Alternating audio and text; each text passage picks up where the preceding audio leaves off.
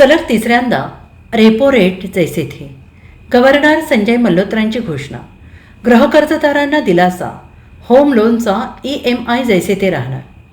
Reserve bank of इंडियाचे governor Sanjay Malhotra यांनी पतधोरण विषयक समितीच्या बैठकीनंतर रेपो रेट जाहीर केला. यावेळी त्यांनी गेल्या काही महिन्यात युद्धामुळे निर्माण झालेली अनिश्चितता या संदर्भात भाष्य केले. सध्या निर्माण झालेल्या आर्थिक स्थितीचं सखोल विश्लेषण केल्यानंतर रेपो रेट 5.25% कायम ठेवत असल्याचं संजय मल्होत्रा यांनी जाहीर केले. RBIनं सलग तिसऱ्यांदा रेपो रेट कायम ठेवत गृहकर्जदारांना दिलासा दिलाय. RBIकडून रेपो रेट कायम ठेवला जाईल अशी अनेकांना आशा होती. त्यानुसार रेपो रेट 5.25% कायम ठेवण्यात आला आहे आणि यामुळे व्याजदरात कोणतीही वाढ होणार नाही. RBIनं पतधोरण जाहीर करताना सलग तिसऱ्यांदा रेपो रेट कायम ठेवल्यानं गृहकर्जदारांना मोठा दिलासा मिळाला आहे.